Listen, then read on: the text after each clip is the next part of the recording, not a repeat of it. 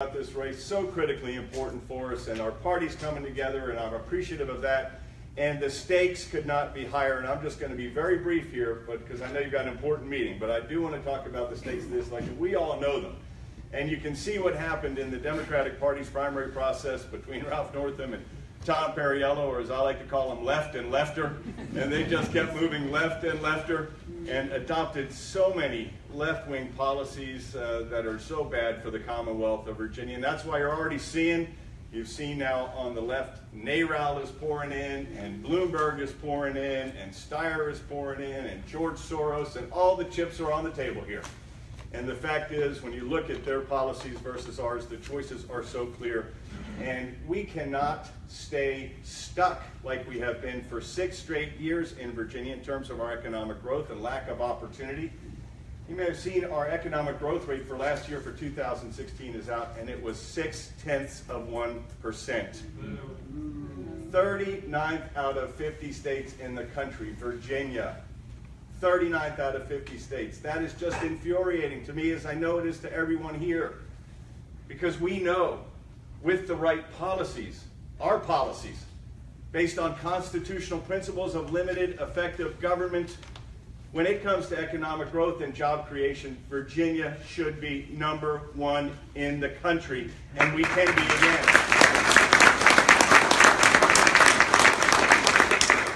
But not with Ralph Northam's policies, not with the policies he ran on and embraced in that Democratic primary.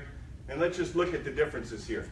Let's start with taxes, because Ralph Northam has voted in General Assembly to raise gas taxes, to raise property taxes, to raise sales taxes, to raise real estate transaction taxes. And I'm running to cut taxes, 10% across the board cut in our individual income tax rate. Our first rate cut in 45 years since those rates were set, and it would create 53,000 good-paying, full-time, private sector jobs in the Commonwealth. That's a 25% increase over current projections. We need those jobs. We need those opportunities. I will fight for the taxpayers of Virginia and for hardworking Virginians to keep more of our hard-earned dollars. And that's a critical difference. In this election, Ralph Northam abandoned the long-standing bipartisan support for our right-to-work laws. That has been our calling card for decades. Governors in both parties, northernmost right-to-work state. And we don't even have that anymore, because the fact is Indiana, Michigan, and Wisconsin are right-to-work states. Missouri just became a right-to-work state, and on our border, West Virginia and Kentucky just became right-to-work states, and he wants to take us in the exact opposite direction. I will fight for the workers of Virginia to be able to get a job without having to join a union, and to keep their earnings and their wages in their pockets, not be forced to pay compulsory union dues. We need to protect our right to work laws, and I will fight to do that as well as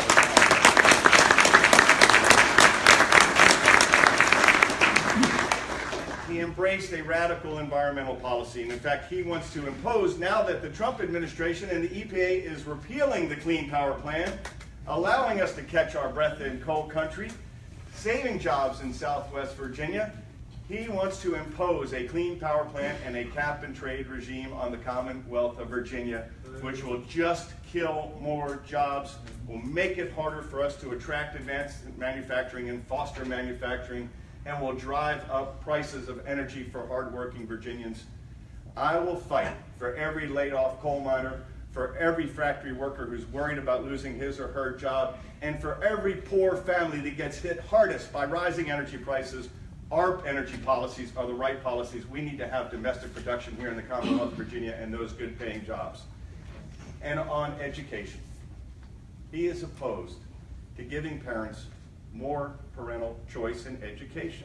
He's opposed to public charter schools, education savings accounts, allowing for our homeschool children to participate in our public school sports programs. I will sign a Tebow bill in a heartbeat, and I will stand up for that.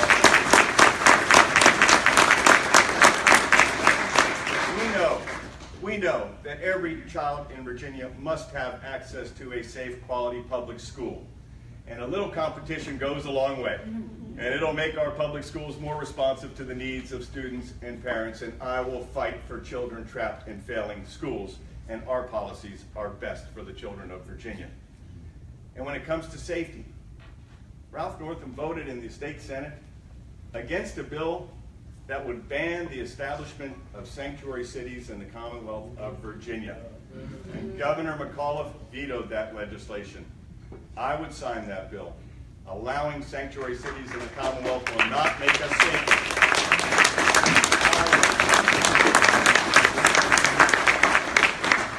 I will fight for our neighborhoods and our communities to be safer. These are just some of the choices before us in November. The choices could not be more clear, more stark, and more significant. This next governor's race is not just about the next 4 years. It is about the next 20 to 30 years. Because we are setting a course for generations. And the fact is, when you look at our economy already and how stagnant we have become for 6 straight years, our growth rate below the national GDP rate when we used to always lead it, and now we trail it. The fact is, we're stuck.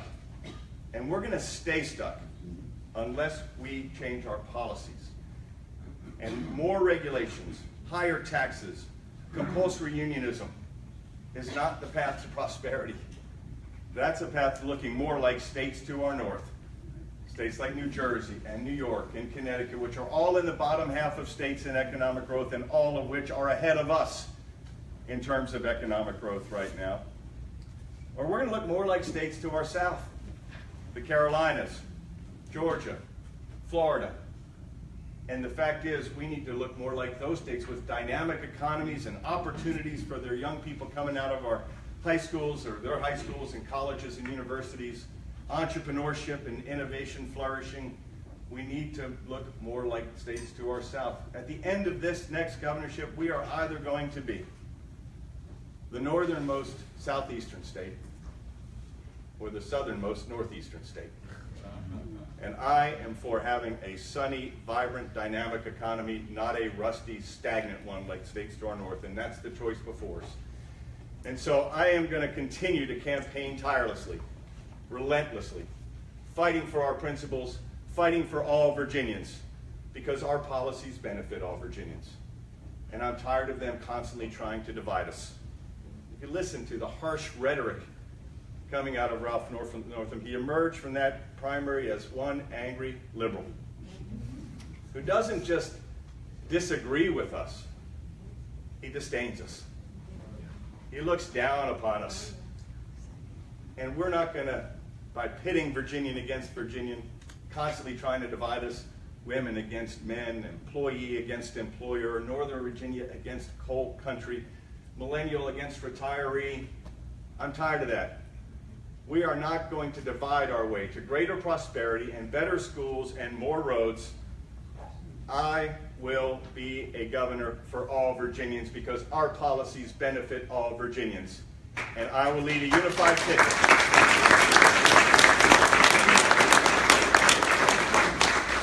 I will lead a unified ticket for governor, lieutenant governor, and attorney general to victory in November. This is the year. I can feel it everywhere I go. This is the year Republicans begin winning statewide in Virginia again. And with all of you by our side, we will win this race. And I will fight every day for you. But I need you to fight for me. I need you to fight for our ticket, for our principles, because this is a critically important election for the people of the Commonwealth we love. And we are truly going to set a course for generations. And so thank you for all that you are doing to make sure we're turning out our vote, getting out our yard signs, putting on our bumper stickers. These things matter, as we all know in this room. And we have got to win this race or we're going to stay stuck. And so join me in this fight. I am so thrilled to be here with the RPV State Central Committee, proud to be a former chairman of the Republican Party of Virginia. And I promise you this, as I always do, I will run a campaign that makes us all proud. More important, I will be a governor who makes us all proud. If I'm entrusted with the governorship of the Commonwealth we love, I will be an honest, ethical, hard-working, principled, faithful servant leader worthy of Virginia.